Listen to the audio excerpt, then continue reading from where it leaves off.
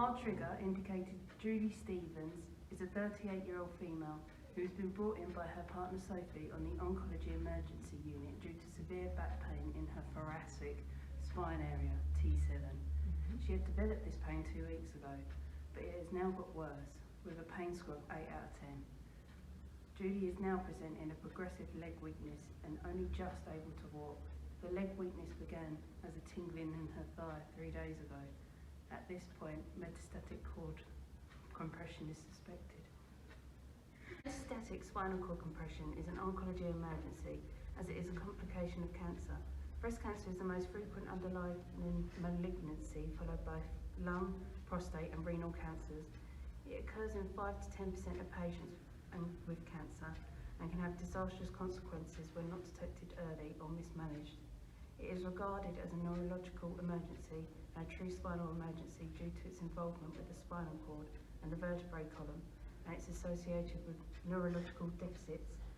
Neurological emergencies account for 10% of all stroke acute medical admissions in the UK, resulting in a disability of 1 in 50 of the UK population.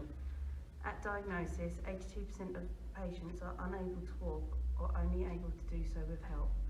Spinal cord compression implies structural lesion of the vertebral column as a result of severe compression of the spinal canal, producing a myelopathy that leads to a neurological deficit.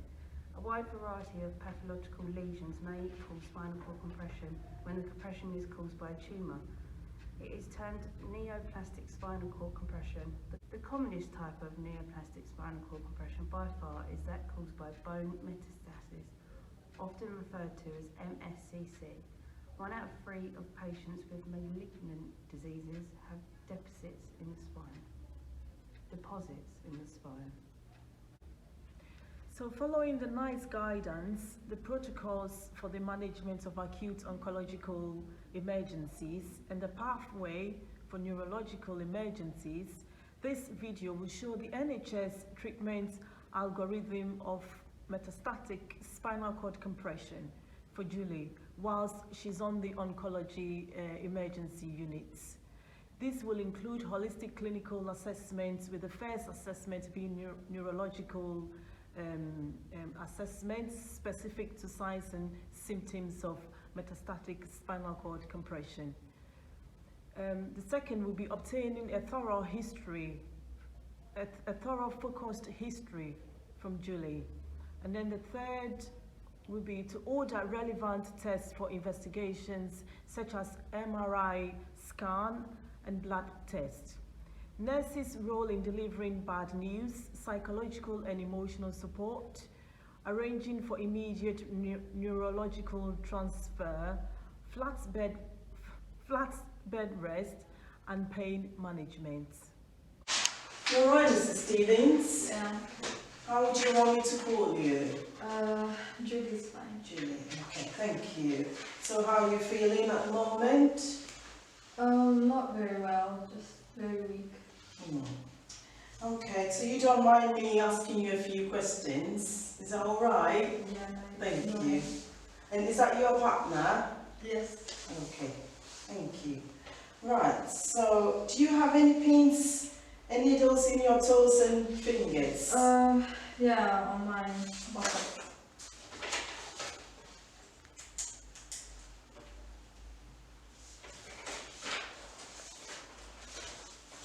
So I saw you were leaning on your partner Sophie and dragging your legs as you walked in. Can you walk without support? If Sophie wasn't there, could you do that by yourself? No? I have a lot of weakness in my legs, and Okay. it's just getting weaker and weaker every day. Okay. And are your legs giving away when you try to walk? Yes. Oh, okay. Do you have any pain at all? Yes, I'm in a lot of pain. And where is the pain? Can you show me where the pain is? So if you don't mind to help her lean slightly so she can. Thank you. You said to me earlier, it's just sort of around there, isn't it? Yeah. So around the middle bit. Oh, okay. Thank you. Okay. You can lean back. You all right? Yeah. Good.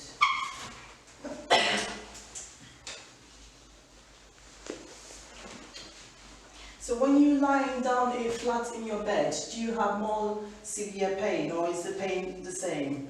The pain is the same. It's the same. Mhm. Is it like very bad or? Yeah, very bad. Okay. So, have you got any pain? Yes, a lot of pain. I've got severe pain in my middle back, which sometimes comes to the legs, and it gets more when I'm lying down. Okay. Thank you. So how long have you had this pain for? I've had it for about 2 weeks, but then it was not that bad to begin with, but it's Mhm. getting worse and worse. Okay. So from a scale of 1 to 10, how would you score your pain? I would score about 8. Oh, it's very bad then. Okay, thank you.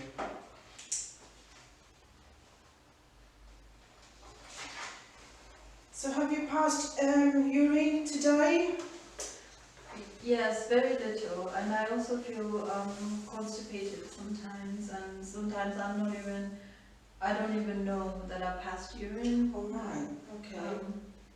Yeah. Oh, okay. I'm just going to grab the blood pressure machine and we'll do some more assessments. All right? Yeah. Thank you. I'll be back shortly.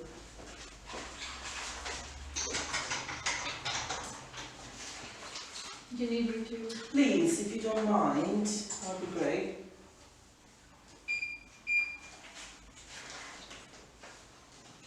Thank you. Are you all right? So apart from the neurological assessments, we would also carry out ATE assessments on Julie and monitor her vital signs. We will do a neuro observations on Julie and do a bladder scan to check any urine retention, and we would also monitor her bowel movements. At this point, we will also obtain a thorough focused history, medical history from Julie.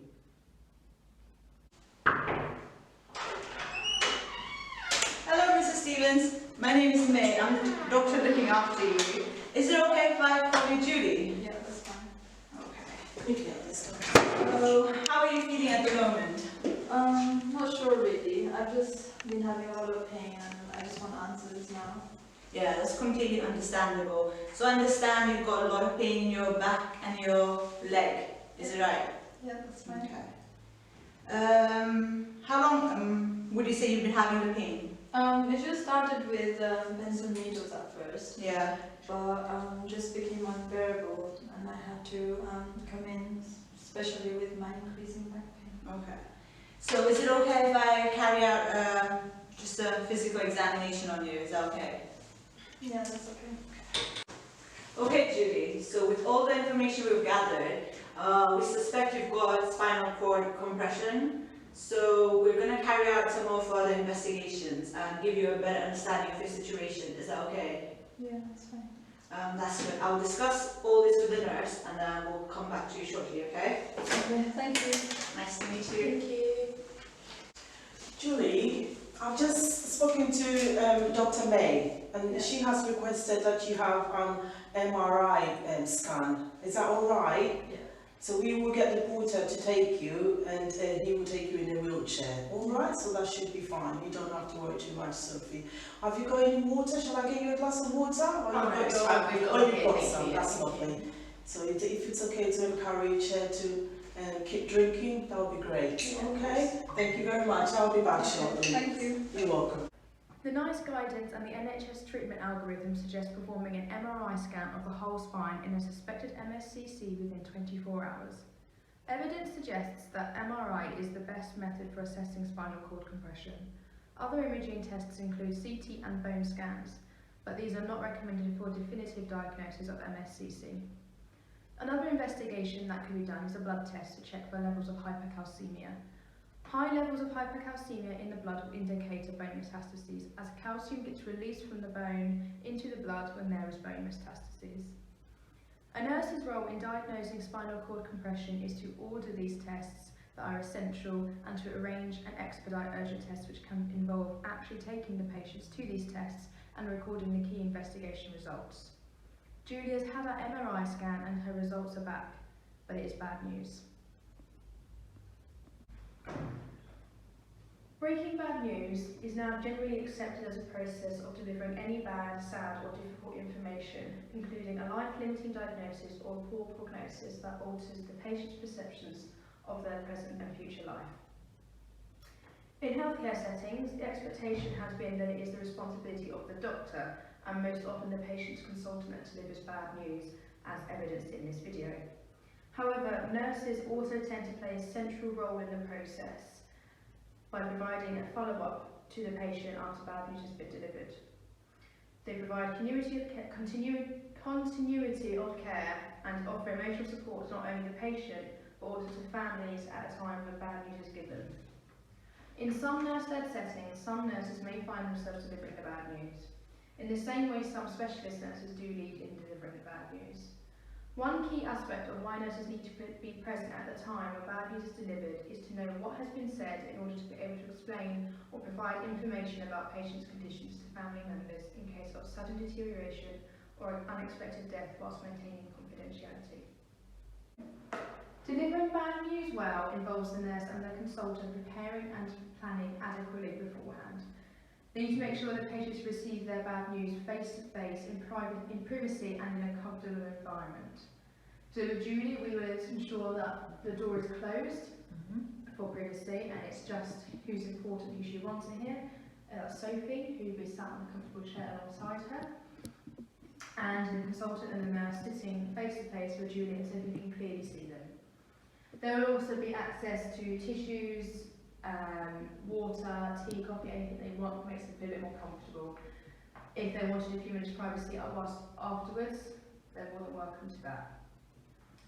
The consultant and the nurse needs to make sure that they use simple language to give accurate and consistent information. They need to give them their information honestly, but with sensitivity, compassion and empathy. They need to be aware and familiarise themselves with patients' faith, sexuality, ethnicity and cultural background. They need to ensure that the family being there, that there's family there to support the patient if the patient requests so. They need to break the news in bite-sized information so not to overload the patient with too much in one go and so the patient is understanding. They need to offer the patients time to be on their own with their family, as we said, and to recognise when they may want a nurse present for support and support afterwards needed for after the consultation. And this will be evidenced in the video. Hi Julie, the MRI results are back. Would you want your partner to be here while we discuss about it, or? Yes, please. Yeah? Okay. So with all the information we've gathered so far and your history with breast cancer, we completed the MRI and we could establish where the pain is coming from. The MRI shows a detailed picture of inside your body, including your bones, and we've examined those pictures. Unfortunately, I don't have good news for you today, Julie. The MRI indicates that you have metastatic spinal cord compression at the T7 vertebrae as a recurrence of your breast cancer. I'm sorry.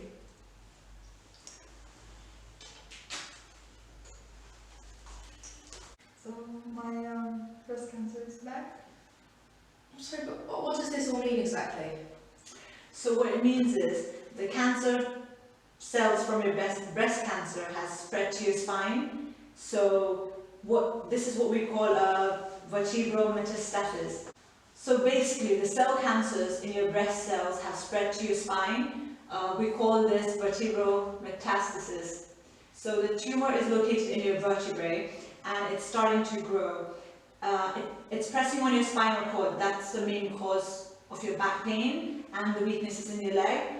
So the tumor in your thoracic area of the spine is where you're experiencing most pain. It's going to affect your motor skills and your sensory functions, and you'll be experiencing weaknesses on your legs and have difficulties in walking, which you are having at the moment. Oh my god. So what does that mean now then? Am I going to be paralyzed? I'm afraid the symptoms are neurological and will progress rapidly if it's not treated immediately. So what are my options then?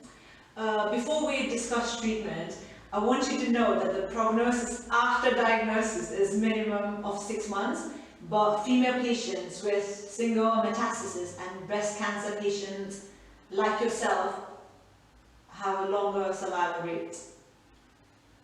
Are you guys okay? Do you want us to give you a minute? Yes, please. Yes, we'll be right back. Thank you. So, how are you feeling at the moment, Julie? Are you happy if we carry on? Yes, please carry on. Okay. I know this is a difficult time for you and your partner, but we need to discuss your treatment options. Because your condition is quite severe, the best treatment is for you to have a spinal surgery to decompress the pressure that you've got on your spinal cord. To be able to do this, we need to get your surgery done quickly, so it'll be a neurological emergency, okay?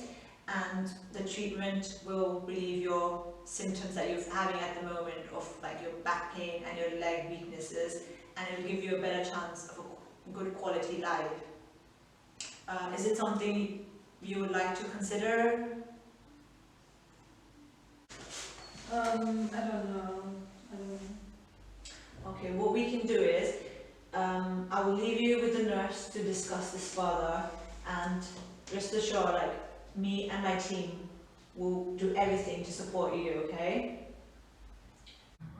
The primary presentation of MSCC, combining with the distress of a new neurological disability and diagnosis of a life-limiting disease, should alert all health professionals, including nurses, to the potential psychological support needed by this patient group.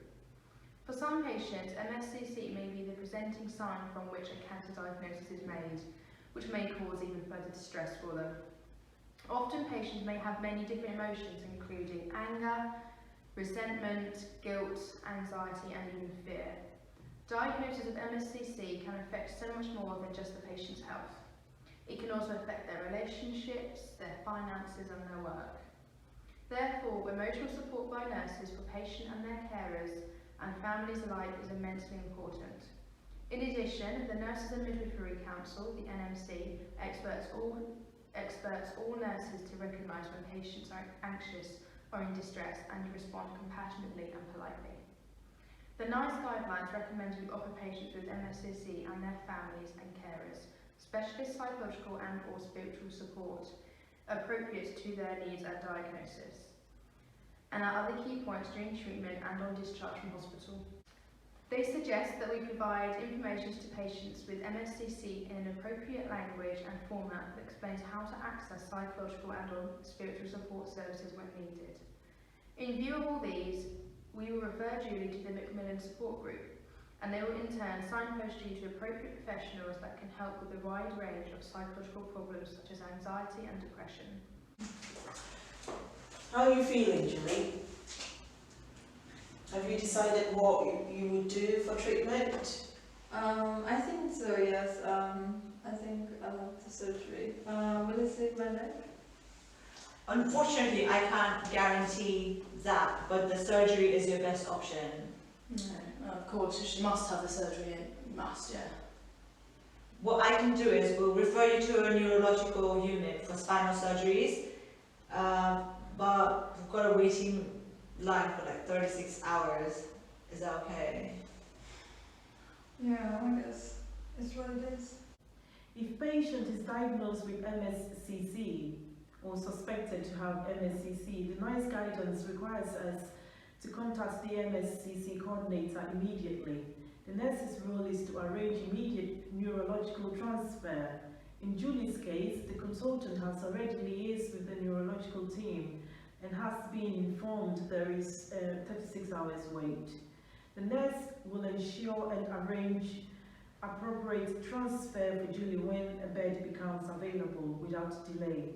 Timely referral provides Julie the greatest chance of any functional recovery. This may include organizing transports and ensuring Julie gets transferred for instance, in a neck brace and on a flat bed to minimize any further damage to her spinal cord. Right, so what does that mean for me now? In the meantime, we'll monitor you on a flat bed rest due to your spinal instability until a bed becomes available. Flat bed rest, what does that mean? So this is a management plan to keep you off your feet and lie flat in the bed while you await for a surgery. Patients are usually nursed in a supine position when on flat bed rest. Flat bed rest is recommended to prevent further vertebral collapse. However, there are conflicting opinions about these instructions, as supine position can increase pressure and pain for MSCC patients. And there are several anecdotes of patients sleeping in an upright position in order to relieve this pain caused by lying supine. In addition, patients can also develop complications such as deep vein thrombosis, a chest infection, pressure sores, and urinary tract infections. For these reasons, some patients are encouraged to mobilise. So Julie, I'm going to start you on a high dose of steroid, which aims to reduce the risk of paralysis and help with your pain, okay? We'll monitor your pain and then consider other pain relief if needed. How does that sound? Okay. Usually pain is treated by a non-invasive method such as analgesias and steroids. Who three-step pain relief ladder recommends we offer NSAIDs, non-opiate and opiate medications. Julie, could you repeat in your own word what we discussed this morning? Yes, my breast cancer has spread to my spinal cord and it's causing pressure, and I need to have surgery to release it, but I must wait a few days, so I need to stay in bed rest. Yes, that's very good. I'm really sorry this is happening to you, but I'm glad you're understanding the situation that we're in. We're going to try everything that we can, okay? In this video, we have established that emergencies related to cancer such as MSCC must be treated as an oncological emergency. We have also established that MSCC is a serious neurological condition which presents gradually in onset and acutely in its final phase, with rapidly detrimental effects, significant morbidity and mortality. The group has also demonstrated the clinical importance and the principles of managing oncological neurological emergency following the NICE clinical guidelines. This video has also shown the nurse's role in the different pathways in managing MSCC, identifying, diagnosing and making neurological referral.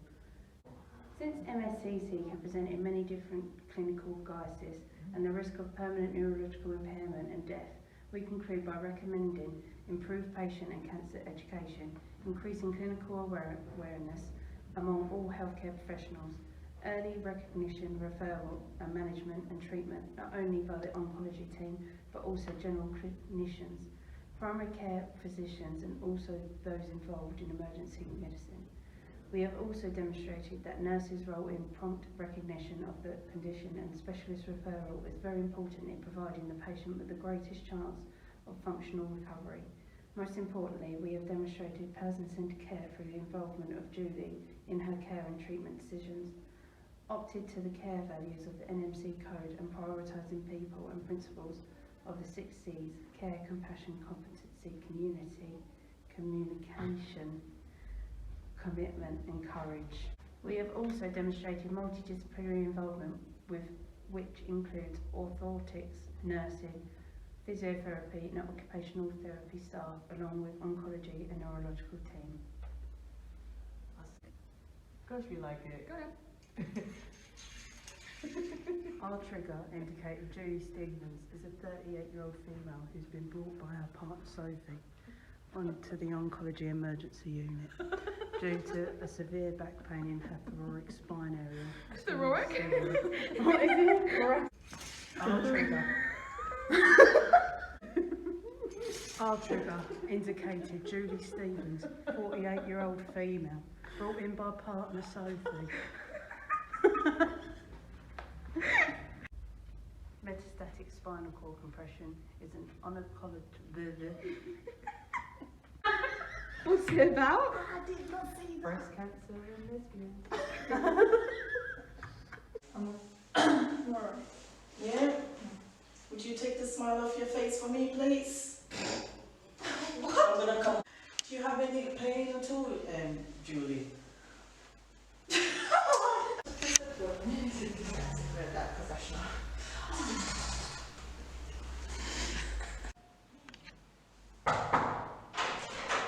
Hello, Mrs. Stevens. My name is Dr.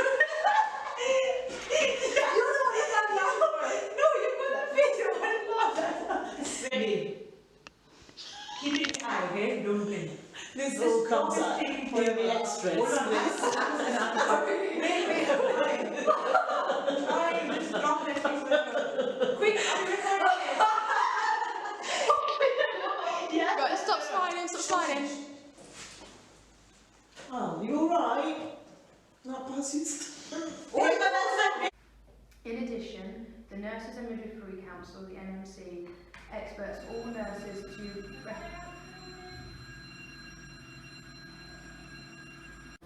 Functional survival recovery, sorry. This may include organizing, oh shit, shall we start again? So, The NHS treatment. Sorry. Go. In this video, we have established Good that emergencies